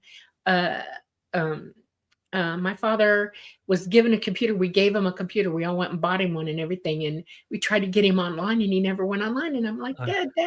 Let me tell you, I have the same story, Dolly. I have the same exact story. My father retired in 96. Yeah.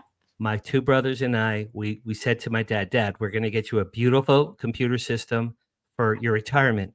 He goes, if you get it for me, I will it will stay in a box in the garage. I will never use it ever as long as I live. He goes, Dan, we used computers that were the size of a huge room. That's it. He goes, I don't want to know about computers. My father never, ever used computers. My dad didn't either. He wouldn't touch it.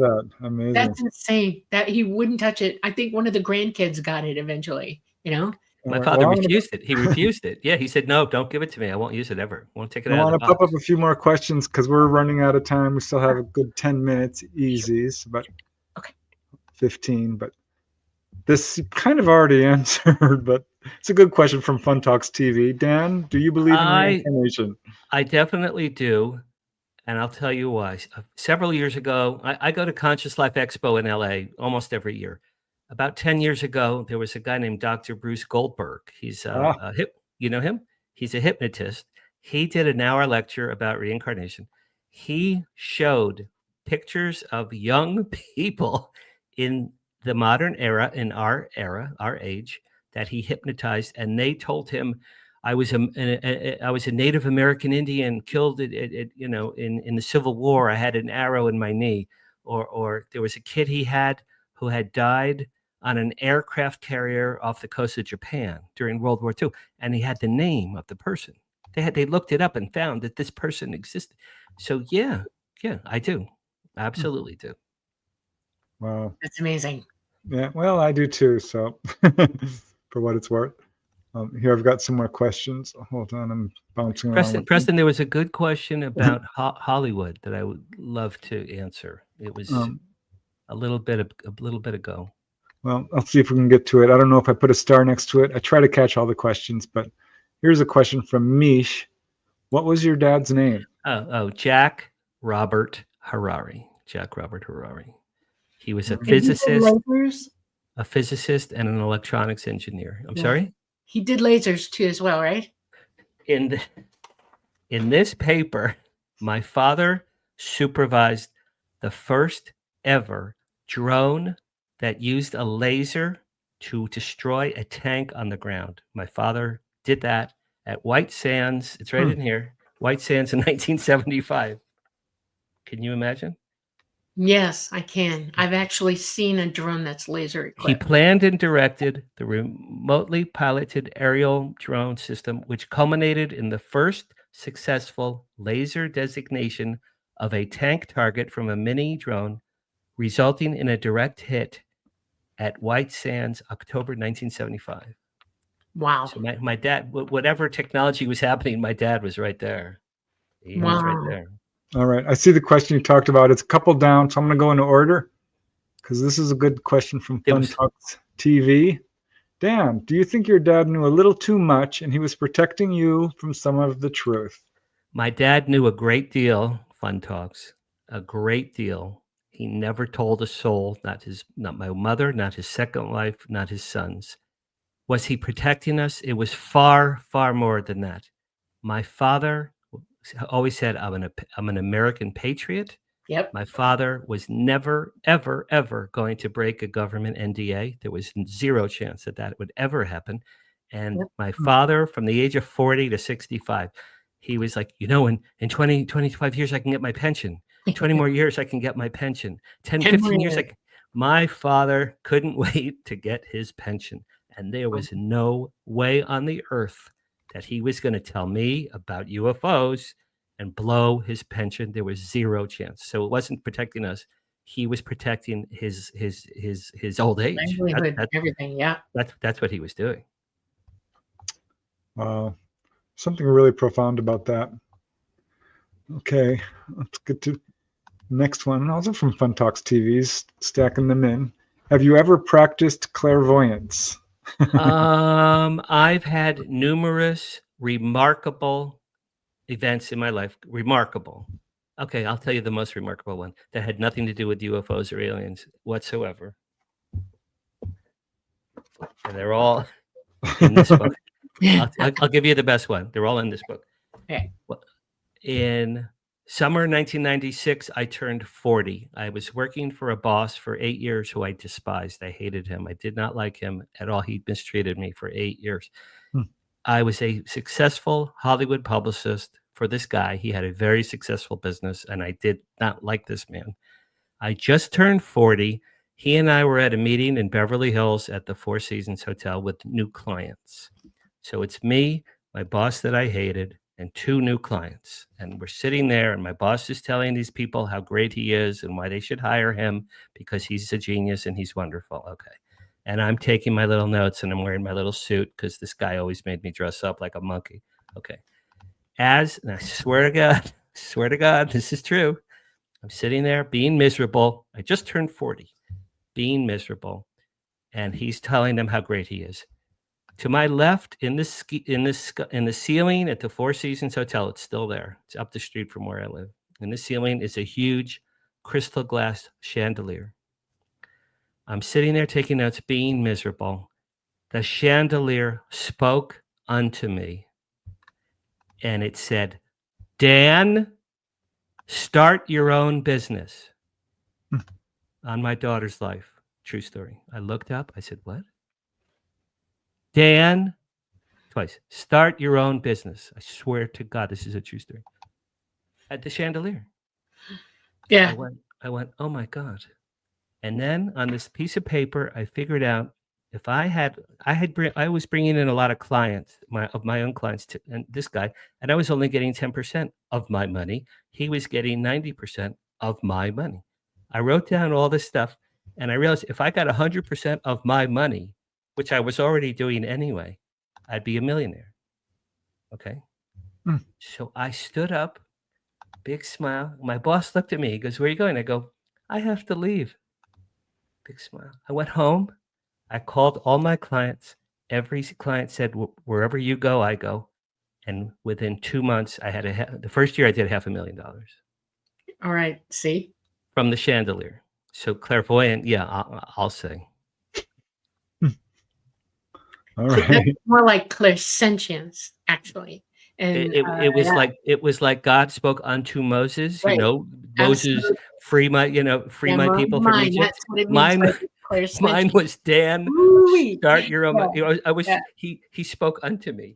Yeah. Start your own business. That changed Wow. my life in every way. It was the greatest moment of my whole life, next to my kids being born. All right. Here's a conspiracy question for you from Mountain Dan. Do you know about the connection between the UFO files and the JFK assassination, i.e., dark journalist? I am obsessed with the following things in life. My daughter, my dog, aliens and UFOs, classic rock music, the JFK assassination. Okay. I have been reading about the JFK assassination for 45 years. I believe, well, first of all, there are many, many aspects to this question. JFK was friends with Forrestal. They were friends. Forrestal was killed because he was part of Majestic 12. He wanted to tell the world about Roswell. Right. He was murdered. He was thrown out of a mental hospital off the 22nd floor. Right. James Forrestal was assassinated because he wanted to tell the truth. And there were other Majestic 11 men said, no, can't do that. JFK knew about Roswell and aliens. There is anecdotal evidence I've read in 2 different books that when he was sleeping with Marilyn Monroe, he told her about Roswell and he told her about the CIA plans to have Castro killed. When the Kennedy brothers broke up with Marilyn Monroe and broke her heart, she was going to have a press conference on the Monday after she died. She died on a Saturday night. That Monday morning in Hollywood, she was going to have a press conference to tell the world what a-holes, Yeah. I almost said a bad word, the a-holes that the 2 Kennedy brothers were. In her little red diary, she apparently wrote down that JFK told her about aliens and Roswell. So JFK knew. Was that why he was killed? It's one of many, many reasons. He also wanted to go to the moon with Russia. He told Khrushchev, let's go to the moon together. The CIA, can't do that. Can't go to the moon with the Russians. He wanted to tell the world about aliens. Can't do that. He wanted to end the Vietnam War. Can't do that. His brother Bobby with the mafia. Can't do. So there's many, many reasons. Everything lined up against JFK the wrong way. I believe the UFO issue was one of them. I agree 100%. 100%. And I have reasons. I think it's very powerful anecdotal evidence, but I think yes. Yeah. Okay. Now regarding this book, I'm assuming Energy Shifter is asking, is it possible to get an autographed copy? Oh wow.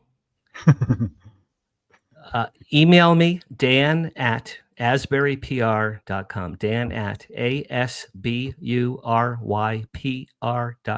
asburypr.com. Email me and I'll hook you up. All right.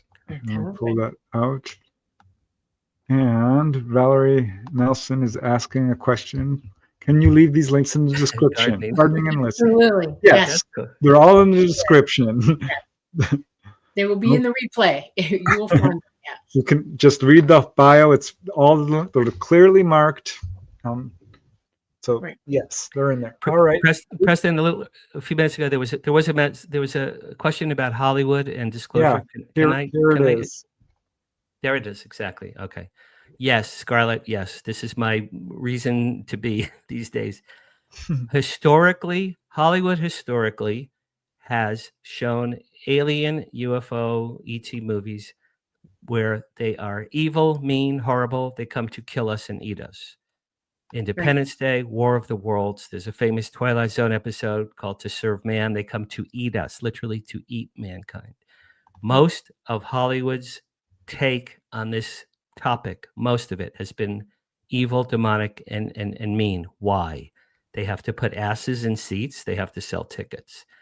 Right. Now, we come to a guy named, you may have heard of, Steven Spielberg. Steven Spielberg, Close Encounters of the Third Kind. Dr. J. Allen Hynek was his science UFO advisor. Benevolent aliens who come to Earth to make contact with that beautiful little da-na-na-na-na, that little tune. Yep. Close Encounters is about benevolent aliens. E.T. is a benevolent alien. There are Right. a few others. Contact, Arrival, Starman. There's a handful, but by and large, mostly Hollywood movies, aliens want to kill us or eat us. My group, the Hollywood Disclosure Alliance, here's why I founded this. So many, and we have 220 members now, but we'll have more. So many of our members, including me, have remarkable experiences that we want to share with Hollywood producers, writers, and directors to help nurture the next era of films, TV shows, and documentaries based on real life people, real life experiences of real life people. There are millions and millions of Travis Waltons and Betty and Barney Hills and the guys from Pascagoula and Whitley Strieber, right? Millions. Those are the ones that are famous. Okay. For every Whitley Strieber, I guarantee you there's 10,000 other people. I have friends who have been abducted. I know women who have been impregnated, had their fetuses taken, and then years later were shown their hybrid children. I know 3 women off the top of my head. Now Personally. you know 4. Now you know 4. Okay, so there's 4. Okay, so there you go. Yeah. So Hollywood is important because it's the media. Now, I don't think government official disclosure is going to happen anytime soon. I disagree with Stephen Bassett. Stephen Bassett is literally my best friend. He and I are best. We are best friends. I disagree with him. He thinks it's going to happen tomorrow. Donald Trump's going to go say we have aliens. I don't think anytime soon a president, a pope, a king, a prime minister, a dictator, I don't see anytime soon. They have no gain. What is their gain? 0. They have 0 gain. So there's only 2 things. One is the ETs themselves land in Times Square, like in my book, that go to Dodger Stadium, which should only happen. It would be so great because then I could say I wrote about that. I predicted that. So either they reveal themselves or we collectively, here's what I've been saying for this year. We are disclosure. The 2 of you, all the podcasters, all the radio show hosts, all the members of my HDA group, all the people that read my Wow Signal newsletter all over the world. We have stories and news and information. And at some point, it's going to just tip. There's and more whistleblowers are coming forward. Bob Salas, a friend of mine, he wants to testify before Congress. The man's 84 years old. How much I mean, God willing, he has 20 more years, but let him talk to Congress. The man's 84 years old, right? My dad died at 86. If he was alive now, I don't know, maybe I could get my dad to be a whistleblower. Maybe, I don't know. We're going to lose that. We're going to lose a generation of like Dolly, your dad. I don't know if he's still alive, but we're losing a generation of people who had hands-on knowledge and expertise, and they were sworn, if you tell a soul we're going to kill you, you're going to kill your children, you're going to lose your pension. My dad was not going to jeopardize his pension or go to jail. There was and they would do that. They're not kidding when they say that. Yeah, we knew somebody that happened to. It was exactly. horrible. What's it? Sheriff Wilcox's daughter from Roswell. I forget her name, but she cries on TV every time she talks about. They told her, "You say a word, and we're going to bury your bodies in the desert. No one will ever find you." So anyway, Hollywood could play a role in disclosure. Podcasters, radio show hosts, documentaries. Documentaries are becoming more and more prominent. My friend Ron James has a new one coming out soon called Accidental Truth Next. I met James Fox at Contact in the Desert. His recent one was called The Program. Dan Farah had The Age of Disclosure. I mean, there are more and more of these documentaries are touching nerves, and people in Congress are having hearings. David Grush is absolute. This guy's a hero of heroes, man. and yet they said, well, he didn't see anything. He spoke to others. It's all anecdotal. And he was depressed and he hit his wife once when he had a beer. That they discredit anyone who comes forward. They discredit them. They just discredit them. Wall Street Journal a month ago discredited Bob Salas. It was unbelievable. So Wow. we have a long way to go till disclosure really kicks in. I want to read something to you that my ET told me to write. Okay. I took Sure. Oh, that's great. notation, word for word. This is a quote from my contact. He said, disclosure from those in authority over humanity will always be tactically used, will tactically use plausible deniability. Their agenda supersedes all humanity. Our reality is their construct. It is their power and its weaponization which impugns all explanation to humanity. He said, therefore, learn all that is learnable. Understand each of us must use our abilities to discern our position within this paradigm. Wisdom is your freedom from their tyranny. He absolutely, ET does not believe that the people on the ground here who run this planet are going to willingly disclose ever. They have reasons why not. They're not going to. They might leak a little bit. They might push you in a direction, but it's always going to be their narrative. And one day you're going to wake up and there's going to be a giant false flag about all of this and it's happening. That's a huge fear. Yeah, I really hope that doesn't happen. I hope the aliens, and after they came, my book, The Benevolent, they come, they cure cancer, they melt all the nuclear weapons, they cure every disease, they end famine, they end the quest for clean water. It's a utopian. Nick Pope called my book a delightful tale of wonder and hope. I wish you are right. I hope you're right. I really do. Oh, there's my I Hollywood book. Be wrong about anything that I know. Absolutely, yes. Yeah. So thanks very much. We're at the end of our time span here, but these are the books. Everyone check them out. Also Dan Harary author, danhararyauthor.com. Yes. All my book stuff and everything. Christine Lind, I hope you're single. Text me. Flirting with Fame. This looks like a fun book too. Yeah. That had great photos, you guys. I have pictures of me with all kinds of famous people in there. I have photos. Very cool. So yeah, they're all in the show notes, so you guys can check that out. Thanks, Dan. That was just amazing. Thank chat you. Absolutely loved what you had to say. All the folks in sweet. chat. So thank you very much. You write a new book or whatever, or have news on WOW or something explosive to let the world know about, please give us a call and we'll put you back on the show. Okay. I am pursuing. So I wrote a 3-part TV script for after they came. I am pursuing this summer Hollywood producers, to hopefully make my book a TV series. While I have you, both of you, thank you. I'm honored to be on your show. Send me your bios and photos for HDA, and also Preston. Anytime you guys have news, any kind of news, or you want to write a guest opinion column about any topic of interest, send it to me. And it goes, look at the WOW signal. You'll see we have all kinds of guest columns. We have guest columns up there all the time. I'm looking for photos, book reviews, news, press releases, opinion columns for WOW signal. I need content every Monday. I have to come up with 6, 7, 8. It's hard. I didn't realize how hard that would be.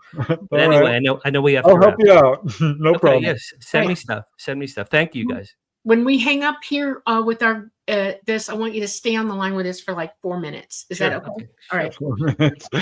It'll probably be 20. Just warning you. Well, I do have to walk my. I know. It's probably, he has. All right. So we do have to say goodbye. So thank you, Dan. Thank you, all you folks in chat. We truly appreciate it. I got knocked out there for a second. Some weird icon came on, so I don't have all this comments. But namaste, Bob Thorson. Thank you for your donations. I think there was a few others. In my opinion, Cherise Bazilla, Clifford Olinger, Janie Mashburn, you guys are amazing. So thank you. We really appreciate it. All right, Dolly, I guess it's time to bring us out. I hate to do it, but it's time. Thank you, everyone, for joining us on the Light Gate on this Monday night. We're coming to you live from the beautiful city of New Orleans in Louisiana at the United Public Radio Network at 107.7 FM and the UFO Paranormal Radio Network at 105.3 FM. We're on Facebook, we are on Roku, we are on Rumble, and we are on YouTube. Everyone, please go forth. Have a wonderful week. Be happy, be enjoy. We love you all very much. Night, night.